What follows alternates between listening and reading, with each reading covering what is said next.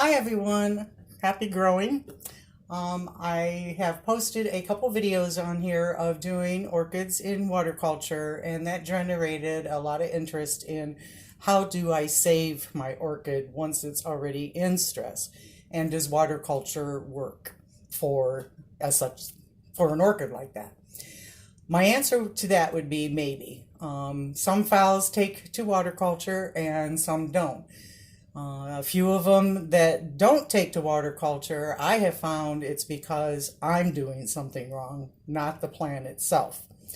So with that being said, I'm going to show you my first stressed out orchid. I got this orchid about 2 months ago, and of course I trimmed off all the roots that I thought were dead. I have since learned that you don't trim roots because of the color, you trim roots because of whether they're mushy or not, which I explained in my other orchid video. All right, let's look at her. Look at her. Isn't she beautiful?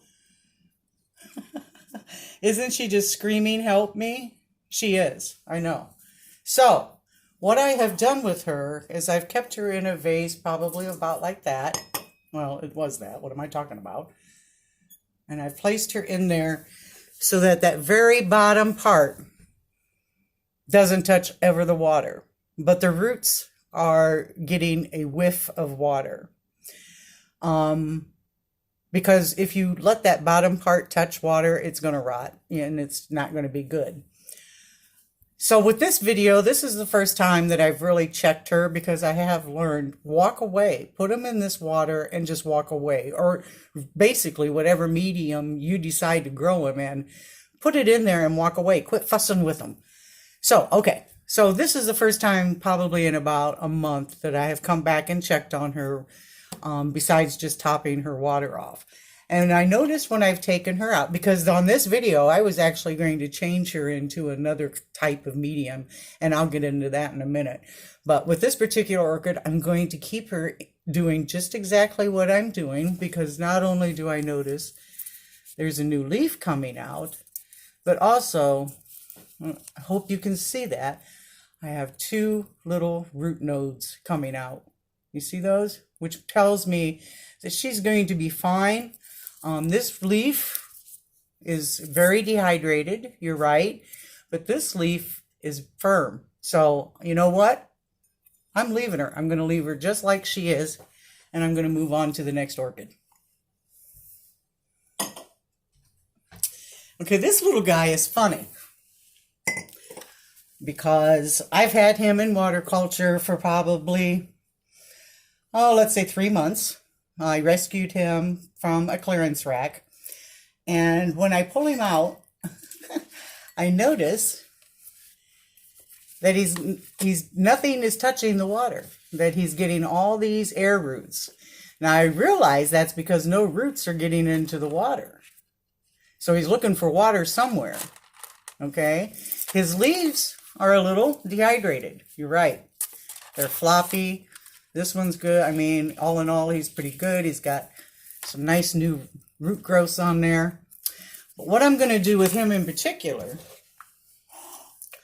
is I'm going to try to get a root in water.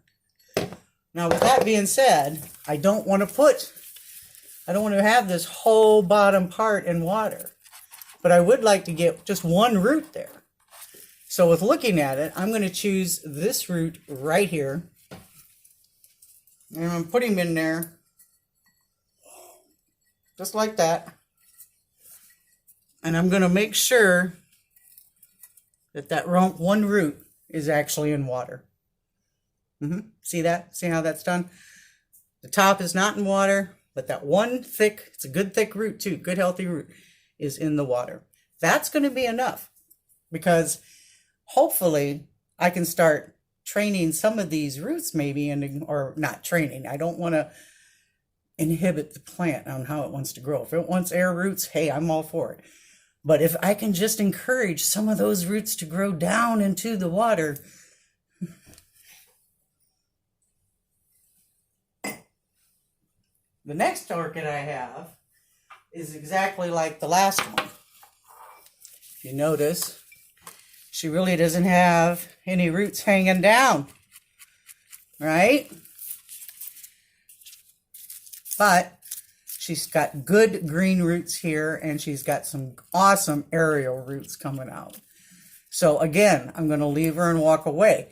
But before I leave her and walk away, I'm going to take this longest root here. It's a nice, good, long, healthy root. I'm going to put her in the glass. I'm going to get that root in water, and I'm going to leave it.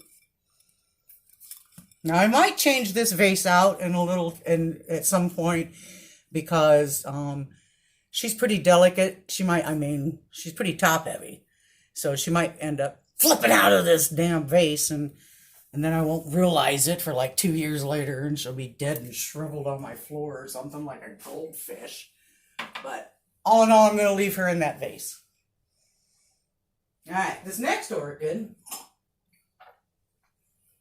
is a mini. See her? I have her in a shot glass because I absolutely couldn't find anything that would fit her. But I've checked her, and she's getting some nice little roots. But if you notice, when she's in this shot glass, that bottom part isn't in water. No touch in the water there. She's just getting what I call a whiff of water, and that seems to be doing it. The new root, or the new leaf, is nice and firm, and she's also getting some root growth on her. So again, I'm not going to do anything with her. I'm going to leave her. But I am going to tell you, if you can see, in the middle of all orchids is this hard little nub. You see it right there? Hard little nub. Never let that nub get into the water. If you keep that nub in water, it's going to die. So I really, really work hard into keeping that nub as dry as possible. So again, I'm going to just put her back. I'm not going to do a water change. I'm not going to do nothing to her. But I am going to put her back, and I'm going to move on. Okay. This orchid has been in water culture for, I don't know, maybe 4 months, I'm going to say. And I'm pleased with how she's doing. Her leaves are awesomely firm. And her roots look really good. You see how she's got those nice 2 green roots? You see that? But you also see these little dried shrivel things. That's completely normal. They die off, and then they come back with roots that adapt to the water instead of bark or sphagnum moss. She's also getting some nice aerial roots. And if you notice, that root color there is almost a silver compared to a root that's in water. Both good indications. I mean, they're good, solid, not mushy roots. So she's good to go. Again, I'm just going to throw her back in there and move on. Now this one right here, I want to do, I don't know. She's not doing good. She ain't doing good at all, okay? I don't see any kind of root. I do see a root right here, but it's on the verge of me cutting it off, really. The nub is still there. She's got some black stuff going there. She's dehydrated. So this one, I am not going to put back in water culture. What I'm going to do for her is I'm going to put her in some leca. And that is these little clay balls that you can get on Amazon.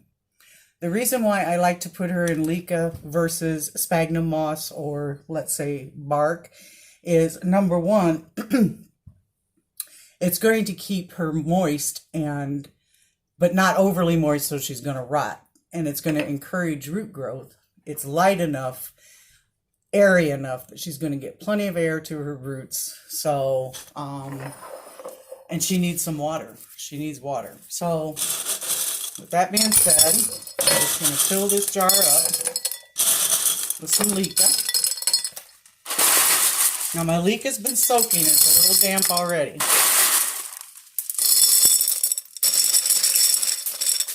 And then I'm just going to stick her right in there. All right. I'm going to fill her up with leeka.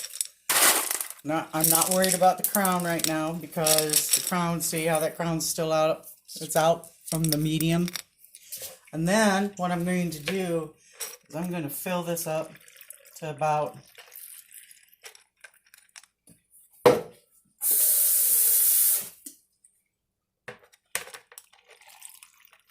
I don't know, right about there with some water. Okay, and then I'm going to again leave her walk away. I'll come back to her probably in about 2 weeks and we'll see if that helps her. If it doesn't, I give up on her because sometimes you just got to give up. Now this one right here, my daughter sent home with, she's trying to get me to save it. If you notice, the leaves are yellow on the bottom. But again, I'm not going to take those off because the plant isn't giving them up willingly. This one's turning a little yellow. I'm going to lose that one next. This one looks okay, and I do see a new little leaf coming in there. It did not like water culture, and it was so, look at that. Look what she did. Look what she did to this poor little thing.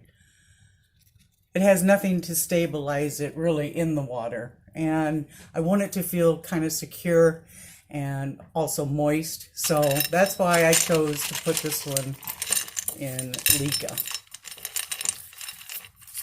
And then I'm going to fill it up with just a little bit more water.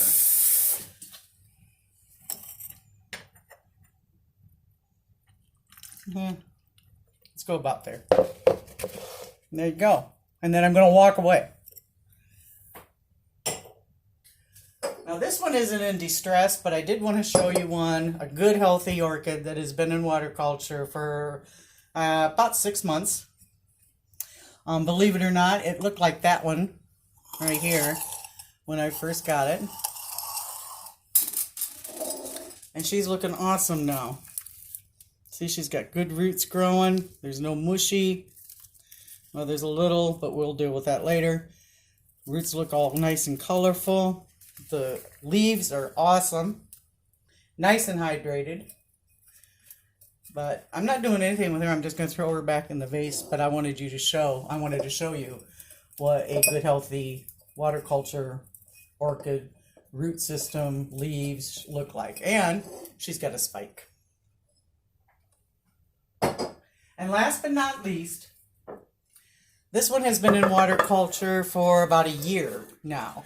And he is my pride and joy. I love him. He's gotten lots of aerial roots.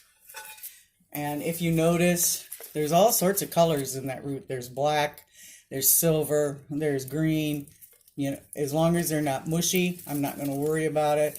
Yeah, there's a few dried ones in there, but maybe next time when I check on him, I might trim those. But I just wanted you to see what a nice, healthy water culture orchid. And this was on clearance. I rescued it.